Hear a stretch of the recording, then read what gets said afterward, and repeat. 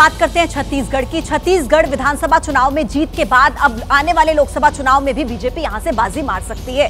ABP news और सी voter opinion poll के आंकड़े यही संकेत दे रहे हैं।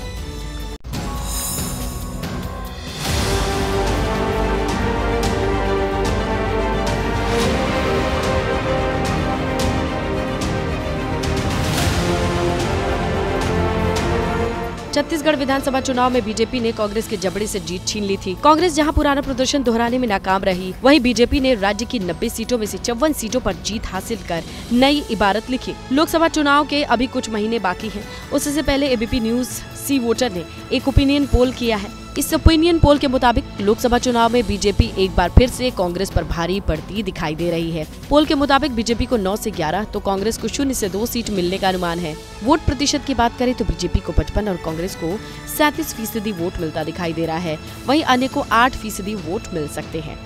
2014 लोकसभा चुनाव में बीजेपी को 10 और कांग्रेस को 1 सीट पर जीत मिली थी। तब राज्य में बीजेपी की सरकार थी। वहीं 2019 लोकसभा चुनाव में बीजेपी को 1 सीट का नुकसान हुआ था। 9 सीटों पर जीत मिली थी। कर्नाटक में क्या होगा? कर्नाटक में क्या कांग्रेस की सरकार पार्टी को 2024 के लोकसभा चुनाव में उनका बेड़ा पार कर पाएगी? ये एबीपी न्यूज और सी वोटर सर्वे के आंकड़े देखिए।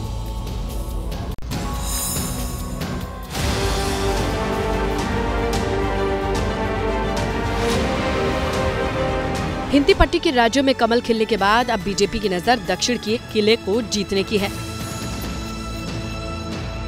भले ही बीजेपी की कर्नाटक और तेलंगाना में सरकार नहीं बन पाई है, लेकिन पार्टी अब पूरा जोर लोकसभा चुनाव को लेकर लगा रही है।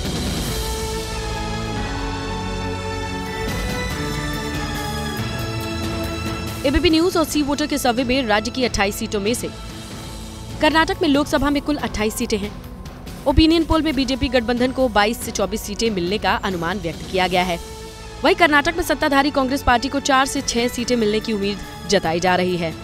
2024 के चुनाव अन्य के खाते में कोई भी सीट जाता दिखाई नहीं देता है। तो मतलब साफ है, बीजेपी राज्य में जेडीएस के साथ गठबंधन करके फायदे में दिख रही है। वहीं कांग्रेस को रणनीति में बदलाव करने की जरूरत है। अब देखिए, हाल ही में जो विधानसभा के चुनाव हुए वहां पर दक्षिण से बीजेपी के लिए अच्छी खबर नहीं आई। तेलंगाना में तो कांग्रेस ने बहुमत के आंकड़े को क्रॉस कर लिया और बीआरएस पहली बार सत्ता से बाहर हो गई। लेकिन 2024 के लोकसभा चुनाव के लिए क्या कहता है एबीपी न्यूज और सी वोटर सर्वे, देखिए इस रिपोर्ट। विधानसभा चुनाव में बीआरएस को सत्ता से बाहर फेंकने वाली कांग्रेस के हौसले इस वक्त बुलंदियों पर हैं। कांग्रेस की नजर अब 2024 के लोकसभा सीटों पर है। पार्टी को उम्मीद है कि इस बार लोकसभा चुनाव में तेलंगाना में अच्छे वोट मिल सकते हैं। लोकसभा चुनाव में ओपिनियन पोल में राज्य की 17 सीटों में से बीजेपी को 1 से 3 सीटें मिलने का अनुमान व्यक्त किया गया है। वहीं कांग्रेस को तेलंगाना सरकार होने का फायदा मिलेगा। पार्टी 9 से 11 सीटें तक जीत सकती है। राज्य की सत्ता पर काफी सालों तक काबिज रही भारतीय राष्ट्र समिति बीआरएस को नुकसान होने का अनुमान सामने आया है। लोकसभा चुनाव की बात करें तो केसीआर की अगुवाई वाली बीआरएस 3 से 5 सीटों पर सिमट सकती है, तो वहीं अन्य के खाते में 1 से 2 सीटें जा सकती हैं, जिसमें एआईएमआईएम के नेता असदुद्दीन ओवैसी की हैदराबाद सीट भी शामिल है। 2019 के लोकसभा चुनाव में बीआरएस को 9 सीटों पर जीत मिली थी, जबकि बीजेपी को 4 सीट और कांग्रेस को 3 सीटें हासिल हुई थी। एआईएमआईएम को 1 सीट पर जीत हासिल हुई थी। दिल्ली में बीजेपी के राष्ट्रीय पदाधिकारियों ने 2 दिन तक महामंथन किया। महामंथन इस बात पर किया कि 24 का चुनाव कैसे बड़े अंतर से जीता जाए। इस महामंथन से क्या निकला वो हम आपको इस रिपोर्ट में दिखाते हैं। 2024 में तीसरी बार मोदी सरकार बनाने के लिए बीजेपी की नजर प्रचंड जीत के साथ अपना वोट प्रतिशत बढ़ाने पर है। 24 की तैयारी को लेकर बीजेपी लगातार मंथन कर रही है। पिछले 2 दिनों से दिल्ली में चल रहे बीजेपी के राष्ट्रीय पदाधिकारियों की बैठक शनिवार देर शाम खत्म हुई, तो कई अहम जानकारियां भी निकल करके सामने आई। सूत्रों के मुताबिक बैठक में अमित शाह ने कहा कि जीत इतनी प्रचंड होनी चाहिए कि विपक्ष स्तब्ध रह जाए। वहीं प्रधानमंत्री नरेंद्र मोदी ने कार्यकर्ताओं से अपील की कि 2019 की तुलना में पार्टी बूथ स्तर पर करीब 10% तक वोट प्रतिशत बढ़ाने की दिशा में काम करे। पार्टी ने बूथ समिति को मजबूत करने के निर्देश दिए, नए मतदाताओं को बीजेपी से जोड़ने की कोशिश की, युवा दिवस जैसे कार्यक्रम पर फोकस, जन प्रतिनिधि को विधानसभा स्तर पर सम्मेलन का आयोजन करने के निर्देश, राम मंदिर के उद्घाटन कार्यक्रम को लेकर जनसंपर्क, प्राण प्रतिष्ठा कार्यक्रम में वीएचपी आरएसएस के साथ सहभागिता, राम मंदिर निर्माण में विपक्ष की नकारात्मक भूमिका जैसे निर्देश जारी किए गए हैं। देखिए, 24 के चुनाव से पहले कांग्रेस भी एक्शन मोड में है। घोषणा कमेटी का गठन हुआ और उसके बाद अब संगठन में भी बड़े पैमाने पर बदलाव किए गए। कांग्रेस अध्यक्ष मल्लिकार्जुन खड़गे ने संगठन में बड़ा फेरबदल करते हुए महासचिव और प्रभारी के बीच राज्यों की जिम्मेदारी बांट दी है। महासचिव प्रियंका गांधी की जगह अविनाश पांडे को उत्तर प्रदेश का प्रभारी बनाया गया है, लेकिन प्रियंका गांधी को फिलहाल कोई नई जिम्मेदारी नहीं दी गई है। सचिन पायलट को छत्तीसगढ़ का प्रभारी नियुक्त किया गया है। कांग्रेस में अध्यक्ष बनने के बाद सबसे अहम संगठन महासचिव के पद पर केसी वेणुगोपाल को बरकरार रखा गया है। संचार यानी मीडिया प्रभाग जयराम रमेश के पास रहेगा। हाल ही में अजय माकन को कोषाध्यक्ष बनाया गया था। उनके साथ मिलिंद देवड़ा और विजय इंदिरा सिंगला को सह कोषाध्यक्ष की जिम्मेदारी दी गई। इसके अलावा बड़े बदलाव में बिहार में मोहन प्रकाश, झारखंड और बंगाल में गुलाम अहमद मीर, महाराष्ट्र में रमेश चिनीथल्ला, पंजाब में देवेंद्र यादव, आंध्र प्रदेश में मणिकम टैगोर, ओडिशा और तमिलनाडु में अजय कुमार को प्रभारी बनाया गया है। राजीव शुक्ला हिमाचल प्रदेश, रणदीप सुरजेवाला कर्नाटक, सुखजिंदर सिंह रंधावा राजस्थान और मलुक वासनिक गुजरात, दीपक बावरिया दिल्ली और हरियाणा के प्रभारी बने रहेंगे। मराठा आरक्षण की बात करते हैं। मराठा आरक्षण को लेकर मनोज जरंगे पाटिल ने एक नया ऐलान किया है। नया ऐलान यह है कि वो अनशन करेंगे मुंबई के आजाद मैदान में। महाराष्ट्र का मराठा आंदोलन एक बार फिर से जोर पकड़ सकता है। मराठा कार्यकर्ता मनोज जारंगे ने ऐलान किया कि वो 20 जनवरी से मुंबई में भूख हड़ताल शुरू करेंगे। भीड़ में कार्यकर्ताओं को संबोधित करते हुए मनोज जारंगे ने कहा, हम 20 को मुंबई जाएंगे, शांति से मुंबई जाएंगे, शांति से वहां से वापस आएंगे। हमें हिंसा नहीं चाहिए। इतना ध्यान रखना है कि हिंसा जो करेगा वो हमारा नहीं। अगर मैं मर भी गया तो चलेगा, लेकिन मराठा को आरक्षण चाहिए। अगर 20 जनवरी से पहले मराठाओं के आरक्षण मिलने की बात सामने आती है तो ठीक, वरना मुंबई का रास्ता साफ करो, हम आ रहे हैं। उधर मराठा आरक्षण के मामले पर महाराष्ट्र सरकार की क्यूरेटिव अर्जी पर सुप्रीम कोर्ट में 24 जनवरी को सुनवाई होगी। सीएम एकनाथ शिंदे ने इसके लिए सुप्रीम कोर्ट का आभार जताया है। सर्वोच्च न्यायालय को धन्यवाद देना चाहता हूँ। महाराष्ट्र की जनता की भावना को उन्होंने ध्यान में रखते हुए क्यूरेटिव पिटीशन को स्वीकृत किया है और 24 जनवरी को खुले कोर्ट में उसकी सुनवाई रखी है। राजस्थान और छत्तीसगढ़ में सत्ता गंवा चुकी कांग्रेस के लिए आने वाला नया साल चुनौतियों से भरा रहने वाला है और इसमें सबसे बड़ा इम्तिहान होगा लोकसभा का चुनाव। एबीपी न्यूज और सी वोटर के सर्वे में मध्य प्रदेश, छत्तीसगढ़ और राजस्थान के लिए जो आंकड़े सामने आए हैं वो चौंकाने वाले।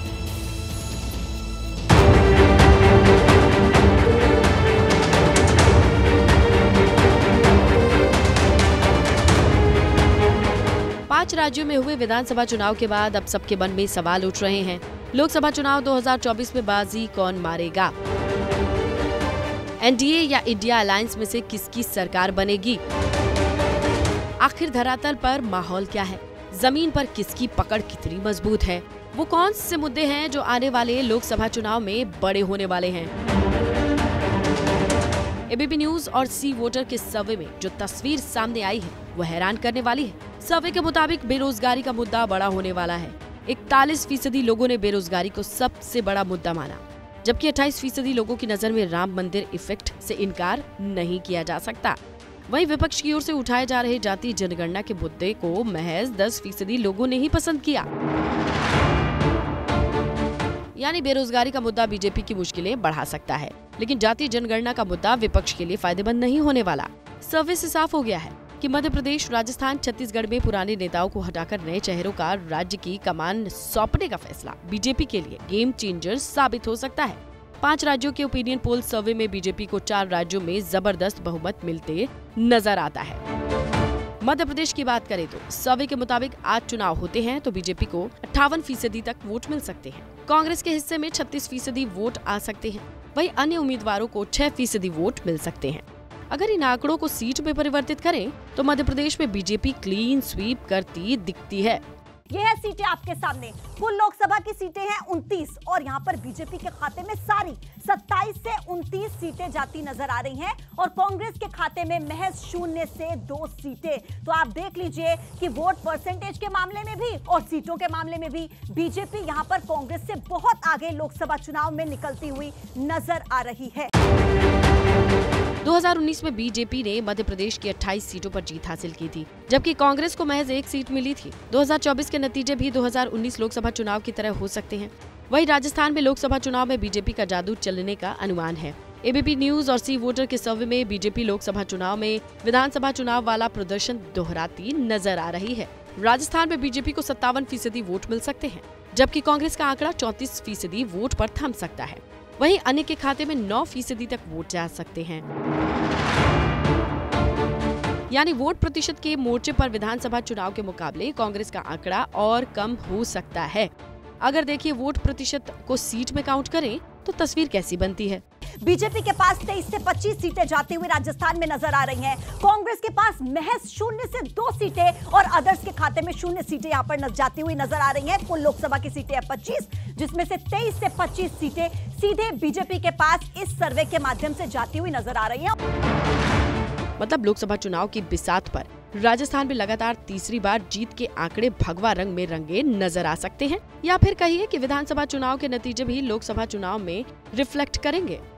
नरेंद्र मोदी के नेतृत्व के कारण जो है लोकसभा में जो लोग कांग्रेस को या दूसरी पार्टियों को, क्षेत्रीय दलों को वोट देते हैं विधानसभा में, उनमें से भी 1% ऐसा है जो लोकसभा में नरेंद्र मोदी की तरफ झुकता है। उनको लगता है कि देश के लिए नरेंद्र मोदी बेहतर विकल्प है। हाल ही में हुए छत्तीसगढ़ विधानसभा चुनाव में कांग्रेस को हार का सामना करना पड़ा। अब ओपिनियन पोल के आंकड़ों ने कांग्रेस के लिए खतरे की घंटी बजा दी है। छत्तीसगढ़ में बीजेपी को 55% वोट मिलने का अनुमान है, तो वहीं कांग्रेस को 37% वोट मिलते नजर आता है। अन्य के खाते में 8% वोट जा सकते हैं। एबीपी न्यूज और सी वोटर के ओपिनियन पोल में छत्तीसगढ़ विधानसभा की तरह ही वोट मिलने का लोकसभा में भी अनुमान है, क्योंकि छत्तीसगढ़ में कुल 11 लोकसभा सीटें हैं। इनमें से अधिकतर पर बीजेपी का ही कब्जा हो सकता है। सीटों की बात करते हैं। बीजेपी के खाते में 9 से 11 सीटें जाती हुई यहां पर नजर आ रही हैं। कांग्रेस के खाते में 0 से 2 सीटें, अदर्स के खाते में 0 सीटें। देखिए लोकसभा की कुल सीटें जो है छत्तीसगढ़ में वो है 11 और बीजेपी के खाते में 9 से 11 सीटें जाती हुई नजर आ रही हैं। ये बहुत बड़ा आंकड़ा है। वोट परसेंटेज के लिहाज से अगर आप देखेंगे तो 50% से अबव, और अगर आप सीटों के लिहाज से देखेंगे तो 11 कुल सीटें और 9 से 11 सीटें बीजेपी के ही खाते में लोकसभा चुनाव में जाती हुई नजर आ रही है। दूसरे लफ्जों में कहें तो आने वाले लोकसभा चुनाव में बीजेपी के नेतृत्व वाला एनडीए कांग्रेस पर भारी पड़ सकता है। एनडीए का पलड़ा किसी भी हाल में इंडिया से भारी लगता है। उसकी 2 बड़ी वजह। एक तो भारतीय जनता पार्टी के पास पिछली बार की 303 सीटें हैं, उसमें से 224 सीटें ऐसी हैं जो 1 लाख से ज़्यादा अंतर से जीती गई हैं। उसके बाद प्रधानमंत्री नरेंद्र मोदी का चेहरा, 17 राज्यों में पार्टी की सरकार, हाल के 3 विधानसभा चुनाव, ये सब तो भारतीय जनता पार्टी के पक्ष में है। एबीपी न्यूज सी वोटर के ओपिनियन पोल के आंकड़े बीजेपी का उत्साह बढ़ाने वाले हैं, जबकि कांग्रेस को सावधान करने वाले हैं, क्योंकि सी वोटर ओपिनियन पोल सर्वे के नतीजे से ये अंदाजा लगाया जा सकता है कि देश की जनता का जनादेश किसके साथ है। एबीपी न्यूज और सी वोटर के सर्वे में तेलंगाना में कांग्रेस लोकसभा चुनाव में भारी पड़ती दिख रही है। वहीं कर्नाटक में बीजेपी जबरदस्त प्रदर्शन करती नजर आ रही है। दोनों राज्यों में कांग्रेस और बीजेपी के लिए दोनों राज्य अहम हैं और ऐसे में सर्वे के क्या आंकड़े सामने आए हैं ये हम आपको इस रिपोर्ट में दिखाते हैं।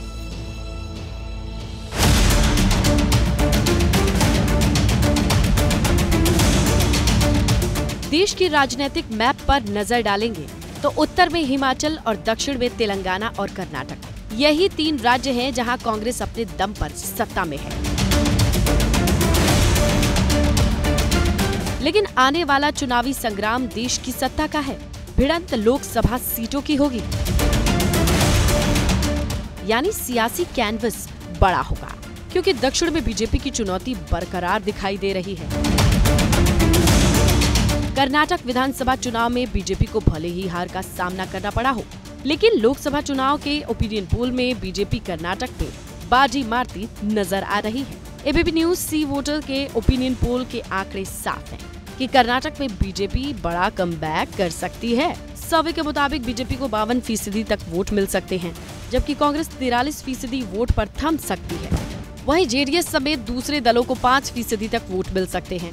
यानी कर्नाटक में सिद्धारमैया की नेतृत्व वाली सरकार होने के बाद भी कांग्रेस के लिए अच्छे संकेत नहीं है। बीजेपी प्लस जेडीएस के खाते में 22 से 24 सीटें जाती नजर आ रही हैं। कुल सीटें यहां पर है 28 और बीजेपी प्लस जेडीएस के खाते में जाती नजर आ रही हैं 22 से 24 सीटें। कांग्रेस के खाते में महज 4 से 6 सीटें जाती हुई नजर आ रही हैं और अदर्स के खाते में यहां पर 0 सीट जाती नजर आ रही है। तो यहां पर देखिए सीटों के मामले में बीजेपी कितनी आगे कांग्रेस से। 22 से 24 सीटें, कुल 28 सीटों में से बीजेपी के खाते में सी वोटर सर्वे में पहले ओपिनियन पोल में नजर आ रही हैं और कांग्रेस के खाते में महज 4 से 6 सीटें जाती हुई नजर आ रही हैं। कर्नाटक के पहले ओपिनियन पोल में जिस तरीके से बीजेपी के पक्ष में जनादेश मिलने का अनुमान जताया जा रहा है, कांग्रेस उसके उलट राज्य में 22 से 24 सीट जीतने का दावा कर रही है। कर्नाटक में कांग्रेस के लिए 22 to 25 सीट आ जाएगा 100%। जेडीएस इज सिंकिंग शिप, वो डूब रहे हैं, ऑलरेडी खत्म हो गए जेडीएस। उन लोगों के साथ 2019 जनरल इलेक्शन में, लोकसभा इलेक्शन में अलायंस करके हम लोग खत्म हो गए था। अब 2019 कांग्रेस में कर्नाटक में क्या सीट लिया था, सेम रिजल्ट जेडीएस के लिए, बीजेपी के लिए मिलेगा। बीजेपी का जो लोकसभा का हालत है वो आपने दिखा रहा है 22 से 24, हम उसके ऊपर ही जीतेंगे, लगभग लास्ट टाइम जो जीते थे उससे ऊपर जीतेंगे। जिस तरीके की सरकार सिद्धरामैया चला रहे हैं, बीजेपी का एक उम्मीद थी कि यहाँ पर 6 महीने के अंदर सरकार गिर जाएगी, सरकार चल भी रही है। अब मैं एक बात बताता हूँ, मेरे गांव के अंदर इलेक्ट्रिसिटी बिल, किसी का इलेक्ट्रिसिटी बिल नहीं आता। तो सरकार ने जो फ़ायदा पहुँचाया है उस फ़ायदे को वसूल करने का वक्त है। तो मुझे उम्मीद है कर्नाटक की जनता कांग्रेस के साथ जाएगी। इतना 24 से 26 मुमकिन नहीं है। क्यों? जिस तरीके से येडियुरप्पा को इन्होंने ट्रीट किया है, यहाँ के लिंगायत समाज बीजेपी को माफ नहीं करेंगे। हालांकि तेलंगाना में बीजेपी के लिए अच्छे संकेत नहीं है, क्योंकि विधानसभा चुनाव की तरह कांग्रेस अपना जादू बिखेरती दिखाई दे रही है। बीजेपी को विधानसभा चुनाव में 13.90% वोट मिले, जो लोकसभा चुनाव में 21% हो सकते हैं। वहीं कांग्रेस को 38% वोट मिल सकते हैं, जबकि विधानसभा चुनाव में कांग्रेस को 39.40 वोट फीसदी मिले थे।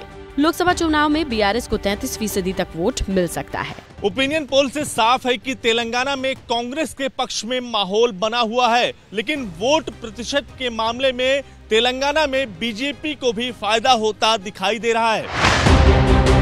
तेलंगाना में लोकसभा की 17 सीटें हैं, जो किसी भी दल के लिए महत्वपूर्ण है। खासकर कांग्रेस के लिए तेलंगाना सबसे अहम राज्य है। एबीपी न्यूज और सी वोटर के सर्वे के मुताबिक जहां कांग्रेस कमाल कर सकती है, बीजेपी के खाते में देखिए यहाँ पर महज 1 से 3 सीटें जा सकती हैं। विधानसभा के चुनाव में देखिए तेलंगाना में कांग्रेस ने बम्पर जीत हासिल की, बहुमत के आंकड़े को क्रॉस कर लिया, 64 सीटें वहां से जीत ली। लेकिन इस बार का जो सी वोटर सर्वे का आंकड़ा है वो ये बताता है कि इस बार कांग्रेस के खाते में लोकसभा चुनाव में 9 से 11 सीटें जा सकती हैं, तो वहीं बीजेपी के खाते में 1 से 3 सीटें जाने का अनुमान सी वोटर सर्वे के इस आंकड़े में बताया जा रहा है।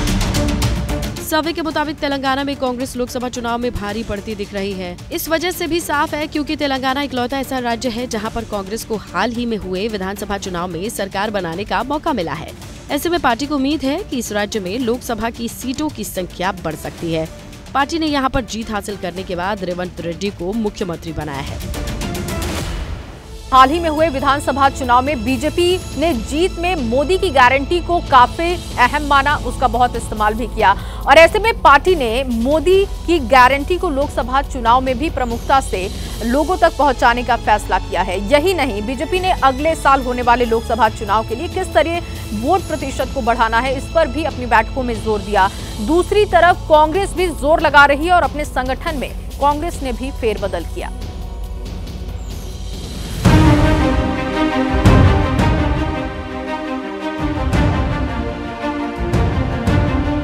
दिल्ली में बैठकों का दौर जारी है। 2024 में होने वाले लोकसभा चुनाव से पहले जीत की रणनीति पर मंथन चल रहा है। कांग्रेस दफ्तर से बीजेपी दफ्तर तक सबसे बड़ी चुनावी महाभारत की रणनीति पर चर्चा जारी हो रही है। बिसात बिछाई जा रही है, अलग अलग मोर्चों पर मोहरों को तैनात करने की तैयारी। दोनों ही ओर से दावा 2024 में अपनी विजय पताका फहराने का है। Mood off the country now is against BJP. The way in which they are using in the elections, everybody know that there is no level playing field for the opposition. Not only for election, in parliament also. देश में उत्तर से दक्षिण, पश्चिम से पूरब तक लोकसभा चुनाव में अपनी अपनी पार्टी की जीत का गाना बज रहा है। 400 सीट जीत कर 24 में फिर मोदी ही आएंगे। लोकसभा चुनाव को लेकर बीजेपी एक्शन मोड में है। बीजेपी की 2 दिवसीय पदाधिकारियों की बैठक में लोकसभा चुनाव की तैयारियों पर चर्चा हुई। पदाधिकारियों की बैठक में पीएम मोदी ने वोट को 10% बढ़ाने की दिशा में काम करने के निर्देश दिए। नए मतदाताओं को पार्टी से जोड़ने पर जोर दिया। नए वोटर्स को जोड़ने के लिए बीजेपी देश भर में अभियान चलाएगी। यही नहीं, युवा दिवस के मौके पर पीएम मोदी नए मतदाताओं के सम्मेलन को संबोधित कर सकते हैं। बीजेपी नए मतदाताओं को अपने साथ लाने के लिए विधानसभा स्तर पर सम्मेलन भी कराएगी। इसके अलावा देश भर में महिला, गरीब और युवा किसान को साधने के लिए बीजेपी अभियान चलाएगी। पीएम मोदी ने विकसित भारत संकल्प यात्रा के जरिए ज्यादा से ज्यादा लोगों को जोड़ने की सलाह दी है। बीजेपी का लक्ष्य 2024 में 2019 से बड़ी जीत का है, जिसके लिए कई टारगेट फिक्स किए गए हैं। बीजेपी ने 2019 लोकसभा चुनाव में 543 में से 303 सीटें जीती थी। सूत्रों के मुताबिक अमित शाह ने पदाधिकारियों की बैठक में जीत का मंत्र दिया। पदाधिकारियों को आगामी लोकसभा चुनाव में कड़ी मेहनत करने, चुनाव में बड़े मार्जिन से जीत दर्ज करने के निर्देश हैं। अमित शाह ने पदाधिकारियों से कहा, 2024 में ऐसी जीत दर्ज की जानी चाहिए। विपक्ष खड़ा होने पर 100 बार सोचे। बूथ लेवल तक पार्टी को और मजबूत करने पर अमित शाह ने जोर दिया। आरएसएस और बीएचपी के कार्यक्रमों में शामिल होने की भी पदाधिकारियों को सलाह दी गई है। लोकसभा चुनाव का सेमीफाइनल जीतने के बाद बीजेपी की नजरें अगले साल होने वाले फाइनल पर है। ऐसे में पार्टी अब केंद्र में सत्ता पर हैट्रिक बनाने की कोशिश में जुट गई है। मध्य प्रदेश, राजस्थान, छत्तीसगढ़ में बीजेपी को मिली जीत ने पार्टी का मनोबल बढ़ाया है। मोदी हटाओ, मोदी हटाओ, मोदी हटाओ। और मोदी जी क्या कहते हैं? देश आगे बढ़ाओ, देश आगे बढ़ाओ, देश को आगे ले जाओ, इसके लिए काम करो। इसलिए मित्रों, मोदी हटाने वालों को 2024 में तुमने हटा देना और देश के विकास करने वाले मोदी जी को आगे बढ़ा देना। एक तरफ बीजेपी की नजर अगले साल होने वाले लोकसभा चुनाव में बड़ी जीत पर है, तो वहीं कांग्रेस ने 24 को ध्यान में रखते हुए पार्टी में बड़ा बदलाव किया। कांग्रेस अध्यक्ष मल्लिकार्जुन खड़गे ने अपनी टीम भी बदल दी है। नई टीम में जहां सचिन पायलट को बड़ी जिम्मेदारी मिली है, यूपी से प्रियंका गांधी की छुट्टी की गई है। मल्लिकार्जुन खड़गे ने 24 को चुनाव देखते हुए 12 महासचिव, 12 राज्य प्रभारी बनाए हैं। खास बात यह है कि 12 महासचिवों में सिर्फ एक ओबीसी नेता को जगह मिली है। कांग्रेस की नई लिस्ट की बात करें तो पार्टी ने सचिन पायलट को छत्तीसगढ़ का प्रभारी बनाया है। उत्तर प्रदेश में प्रियंका गांधी की जगह अविनाश पांडे को ये जिम्मेदारी सौंपी गई है। कांग्रेस की नई नियुक्तियों की जो लिस्ट सामने आई है, उसके मुताबिक रणदीप सुरजेवाला को कर्नाटक की जिम्मेदारी दी गई, जबकि मुकुल वासनिक को गुजरात भेजने का फैसला हुआ। जितेंद्र सिंह को असम, मध्य प्रदेश की बागडोर संभालने के लिए कहा गया है। वहीं कुमारी शैलजा को भी अहम जिम्मेदारी देते हुए उत्तराखंड भेजा गया है। रमेश चेन्नीथल्ला को महाराष्ट्र और मोहन प्रकाश को बिहार का प्रभारी बनाया गया है। शैलजा जी को उत्तराखंड का प्रभार दिया गया है और सचिन जी को छत्तीसगढ़ का प्रभार मिला है। मैं स्वागत करता हूं सचिन जी का, और युवा नेता हैं, निश्चित रूप से उसे आने से छत्तीसगढ़ को लाभ मिलेगा। हाल ही में हुए विधानसभा चुनाव में कांग्रेस को 3 राज्यों में एमपी, राजस्थान और छत्तीसगढ़ में करारी हार का सामना करना पड़ा, जिसके बाद 21 दिसंबर को ही कांग्रेस वर्किंग कमेटी की एक बड़ी बैठक हुई। इस बैठक में 5 राज्यों के चुनाव परिणाम को हिंदी पट्टी के 3 राज्यों को गंवाने को लेकर विस्तार से चर्चा हुई और हार पर समीक्षा भी की गई थी। बड़ी खबर आपको बता दें, जम्मू कश्मीर से बड़ी खबर मिल रही है, जहां पर एक बार फिर से गोली मारी गई है। ये बड़ी खबर निकलकर सामने आ रही है। आपको बता दें, जम्मू कश्मीर के बारामूला से ये बड़ी खबर। आपको बताएं कि रिटायर्ड एसएसपी की गोली मारकर हत्या की गई है और संदिग्ध आतंकियों ने रिटायर्ड एसएसपी को गोली मारी है। गोली मारने के बाद संदिग्ध फरार है। अब इस पूरे मामले की जांच हो रही है। बारामूला से ये बड़ी खबर आपको दे रहे हैं। आतंकियों ने मस्जिद पर गोलीबारी की। अब से कुछ दिन पहले देखिए आतंकी हमला हुआ, 2 वाहनों पर हमला किया गया। जवानों के 4 जवान हमारे शहीद हो गए। एक बार फिर से यहां पर देखिए हमले की खबर सामने आ रही है। रिटायर्ड एसएसपी की गोली मारकर हत्या की गई है। जम्मू कश्मीर के बारामूला से खबर निकलकर सामने आ रही है, जहां गोली मारने के बाद संदिग्ध फरार हो चुके हैं। रिटायर्ड एसएसपी को गोली मारी गई है। आतंकियों ने मस्जिद पर गोलीबारी की। संदिग्ध आतंकियों ने रिटायर्ड एसएसपी को गोली मारकर मौके से वो फरार हो गए। अब इस पूरे मामले की जांच हो रही है। रिटायर्ड एसएसपी की गोली मारकर हत्या की गई। जानकारी जो मिल रही है कि वहां पर मस्जिद पर भी हमला किया गया। आसिफ हमारे साथ इस वक्त जुड़ चुके हैं ज्यादा जानकारी के साथ। आसिफ, क्या ये पूरी खबर है, कब की घटना है, जानकारी दीजिएगा।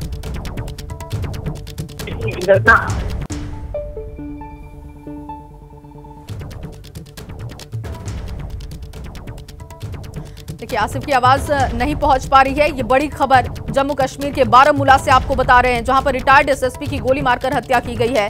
संदिग्ध आतंकियों ने उन पर हमला किया और गोली मारने के बाद मौके से फरार हो गए। जानकारी यह भी है कि आतंकियों ने मस्जिद पर गोलीबारी की। इस मामले पर जो भी अपडेट है वो आप तक आगे पहुंचाएंगे। फिलहाल जो बड़ी खबर है वो आप तक पहुंचा रहे हैं। जम्मू कश्मीर के बारामूला से जानकारी मिल रही है कि रिटायर्ड एसएसपी की गोली मारकर हत्या की गई है। संदिग्ध आतंकियों ने उन पर हमला किया, गोली मारी और मौके से फरार हो गए। खबर यह भी है कि वहां पर मस्जिद पर गोलीबारी आतंकियों ने की है।